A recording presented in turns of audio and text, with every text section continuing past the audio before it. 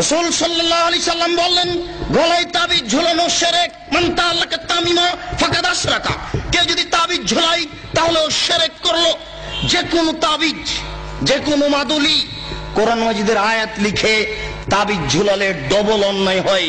কোরআন মাজিদ কারো গলায় ঝুলে পায়খানায় যাওয়ার জন্য আসেনি, গলায় ঝুলে পেশাবখানায় যাওয়ার জন্য আসেনি। যে কোনো অন্যায় করবে কোরআন মাজিদের আয়াত গলায় করে, এটা নয়।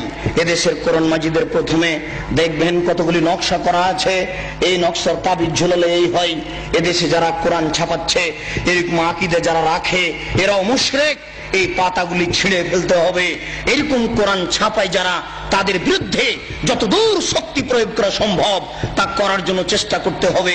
এরা জাতিকে ধ্বংস করছে, আপনাদের ধ্বংস করছে, মুসলমানকে ধ্বংস করছে এক মিথ্যে কৌশলে, শিরক করে শিরক করিয়ে। বায়সাতের পাগড়ি বেঁধে যদি কোরআন মাজিদের আয়াত দিয়ে জুব্বা পরে আল খাল্লা পরে যদি তাবিজ লিখে দেয়, তবুও তা শিরক হবে। সাবধান থাকবেন।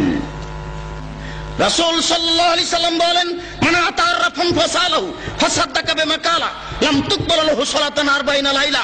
কেউ যদি কোনো গণকের কাছে যায়, তারপর গণককে কিছু জিজ্ঞাসা করে, আমার টাকা হারিয়ে গেছে দেখেন তো, বা এই জিনিস হয়েছে একটু দেখেন তো, তার বলা কথাকে যদি বিশ্বাস করে, আল্লাহর নবী বলেছেন 40 দিন তার ইবাদত কবুল হবে না।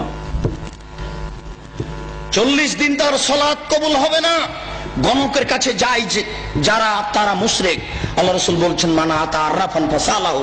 কেউ যদি গণকের কাছে আসে, এরকম লোকের কাছে আসে, ভাগ্য পরীক্ষা করে, তার হারিয়ে যাওয়া জিনিসকে জানতে চায়, তাহলে ও কোরআন মাজিদকে অস্বীকার করলো, মুহাম্মদ সাল্লাল্লাহু আলাইহি সাল্লামকে নাকচ করে দিল, ও যেন নবীকে অস্বীকার করলো, কোরআন মাজিদকে অস্বীকার করলো।